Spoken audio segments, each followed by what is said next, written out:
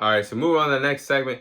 I'll be sharing my favorite UFC performances from 2024. So these performances, I do believe, were the best UFC performances in the calendar year of 2024. So starting off with performance number one will be Balal Muhammad dominating and dismantling Leon Edwards to capture the welterweight title earlier this year in the UFC. So Balal Muhammad and Leon Edwards had a controversial first fight that happened at UFC Apex back in 2021. Yeah, 2021, where Balal Muhammad got accidentally poked in the eye by Leon Edwards, and the fight was called off, no contest, due to the fact that Balal Muhammad could not continue due to how significant the eye poke was.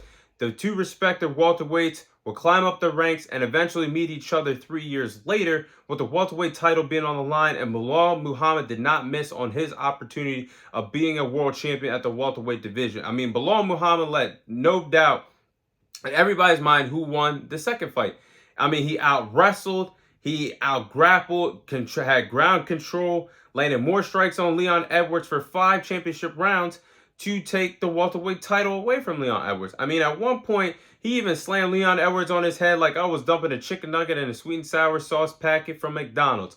That man was dribbling his head off the post, continuously bringing it to him in the grappling department, landing takedowns, suffocating him on the ground with a tremendous amount of ground control to wrestle away the welterweight title from Leon Edwards in shocking fashion. Because at the time, Leon Edwards was a pound-for-pound fighter in the sport of MMA inside the UFC world. So Balal Muhammad, that performance definitely has to be one of the best performances of 2024.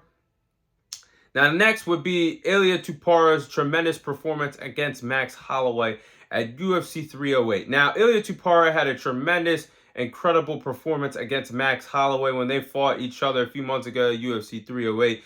I mean, Iola Tupar stayed calm, cool, and collected, fighting Max Holloway, who was riding a wave of momentum after defeating Justin Gaethje after moving up to lightweight. And these two respective strikers gave us one hell of a show in the main event of UFC 308. Blow for blow striking wise, this performance did not miss from Iola Tupar. I mean, Iola Tupar was in his bag against one of the best strikers that the UFC has to offer today, Max Holloway. Did his damn thing without even having to go into his bag in the grappling department.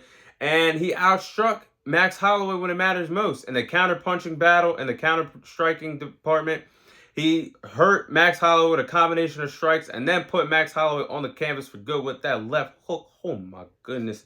He sent Max Holloway to the canvas. That was basically all she wrote.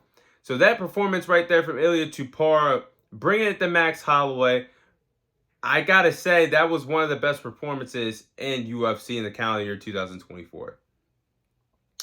Now, the next best performance, I rave about this one all the time, and that would be Max Holloway's performance that he had against Justin Gaethje at UFC 300. Now, I have raved about this several times on this podcast, but I cannot say to you guys that Max Holloway's performance against Justin Gaethje was not one of the best performances at UFC 300 or UFC this year at UFC 300.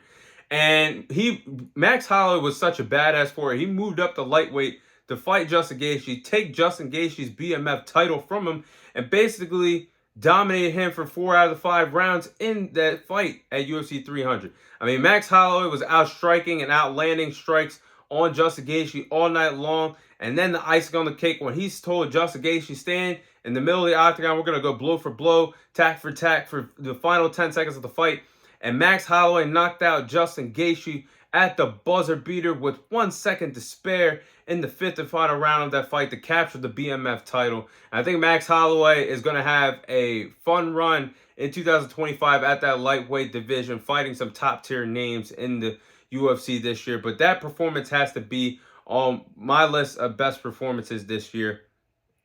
And last but not least, I would have to go with Khamzat Chimaev's performance against Robert Whittaker that we saw at UFC 308 in the co-main event slot. Now, I honestly believe that what Khamzat Chimaev did to Robert Whittaker was the best performance in 2024. And I watched Khamzat Chimaev, a guy that was inactive all 2024, get back in the octagon against a red-hot Robert Whittaker, who we thought could possibly go on another run at the middleweight division. And Robert Whittaker is no joke, ladies and gentlemen, boys and girls, he's a former middleweight champion. One of the greatest middleweights that we've ever seen step foot in the octagon in the UFC.